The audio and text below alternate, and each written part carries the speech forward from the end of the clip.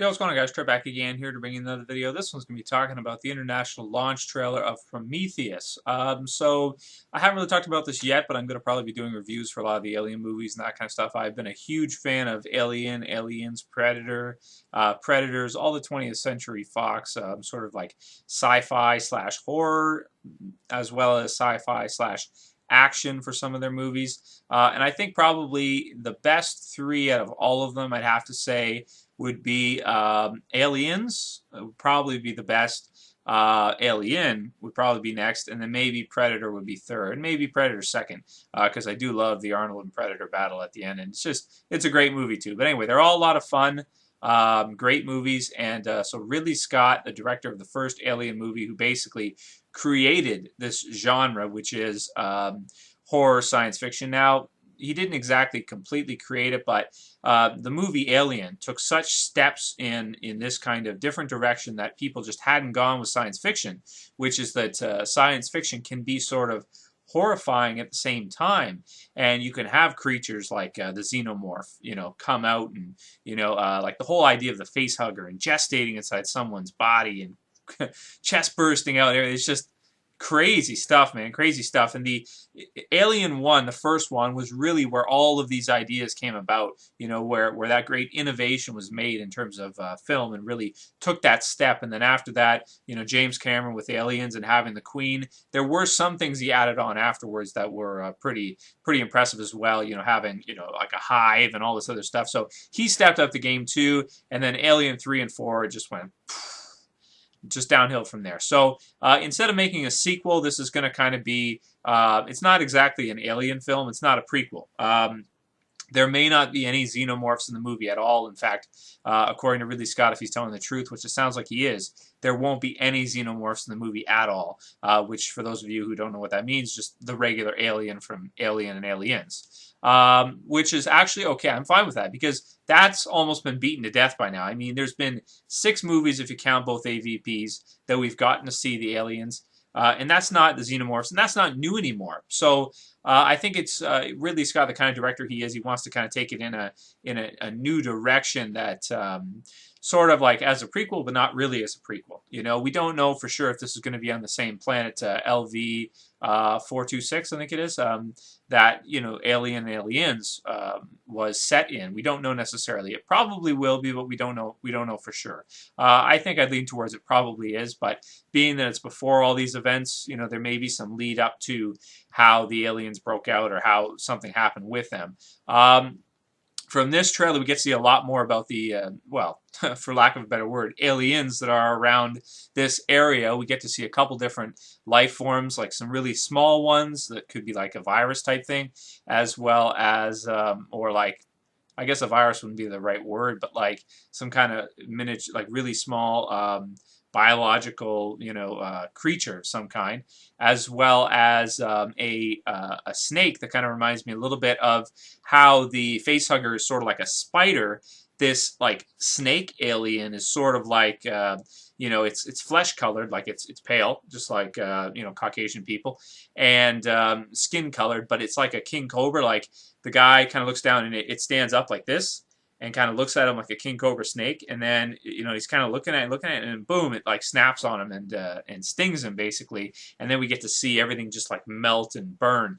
And from the look of the guy who he does it to, that may kill the guy. I don't know if the guy survives that afterwards, as well as not just him, but the other people that seem to go down there, something happens to them and they start to change. So there was an idea for Alien 3, which was a way to bring back the aliens, is that someone wrote a script, I forget his name, but is that they would have a virus where people would like get infected with this virus, and they would thereby somehow turn into xenomorphs of some kind.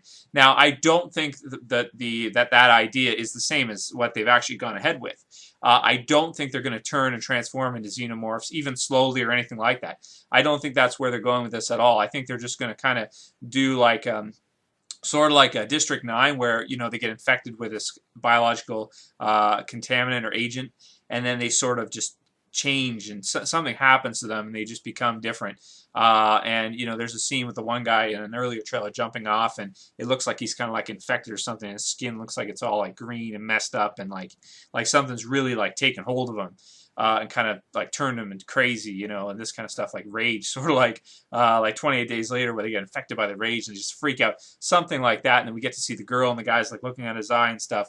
So, you know, something like they see something on them or something's happening to them as a result of being infected with the, you know, whatever kind of virus this is. It looks like the space jockeys. Space jockeys, that giant creature that's sitting in the space chair, a chair thing inside the ship, the U ship. At least that's where we think it is.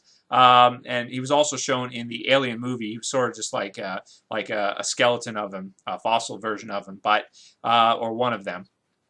And, you know, this movie is probably going to be sort of like the whole idea of panspermia, which is a theory that it is wrong, but in the real world. But it's fun for a movie's sake.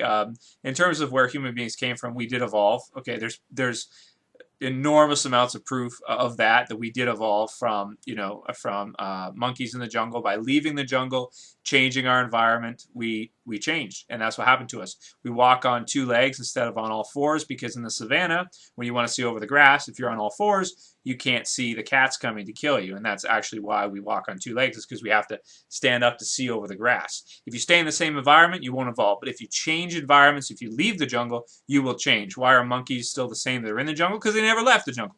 Anyway, there's an enormous amount of proof as to you know, who we are and what we came from. Feel free to look up evolutionary theory and learn about it yourself. And by the way, it's all proven. It's not just, you know, people say, oh, it's just a theory. Well, so is gravity. Do you want to go test it? You know, it's just, that's just how it is. But anyway, the whole idea of panspermia and the human race being created by aliens from another planet. For fiction, it's fun. I think it's fun for this kind of a movie. Is it realistic? No. But none of the alien movies or anything are realistic. It's just a lot of fun. You know, it's a science fiction, a horror movie. It's very interesting, thought-provoking, and I think that this will be the start of something really interesting. Now, I don't know if they're going to be making, you know, more of these movies, or if this is just going to be like, you know, just a one-time thing. It may turn into a trilogy afterwards, similar to how it happened before with Ridley Scott. You know, he comes in, creates a new platform, creates new ground, and then, you know, Fox grabs other directors and tries to have them follow. If they can get somebody like James Cameron, it'll work. If they get somebody like, you know, David Fincher or whoever directed the fourth one, actually, I can't say that. Joss Whedon's a good director. But, you know, it's just, they've got to have a good story to work from. I think if they try to just tack on 4 or 5 sequels after, it's not going to work. So hopefully everything works out good with this movie. I think the budget is $250 million, as far as I heard. It's a huge freaking budget. And the visuals of this trailer are amazing. Like, amazing. The best visuals I've ever seen of any movie, bar none. A lot of it's CG, but it's mixed in with, you know, some things that were filmed, I believe, in Iceland. And it looks visually stunning. All the effects, the aliens, everything like that. There should be at least probably a couple, 3 or 4 different types of aliens. Like, you'll have the snake. I call it the snake face hugger thing. Space jockeys may make an appearance, an actual. Hopefully, we'll see one, live one. We'll see what happens with that. The people that change because of how they're contaminated. The minuscule little microscopic, I guess. Well, they're not really microscopic because you can see them. They're just really, really small. Whatever it is that's on top of that canister or whatever. So, you know, I think that this movie is definitely going to be one that probably everybody's going to want to see. It looks, anybody who likes aliens, anybody who likes Predator or any of those kind of movies, Ridley Scott never disappoints. He's made some of the best movies we've had, like Gladiator, Alien, and Prometheus. It looks damn good. Anyway, if you guys haven't seen the trailer, check out the international release launch trailer. Freaking movie looks awesome. Super excited. Let me know what you guys think about it. Later, guys. Peace.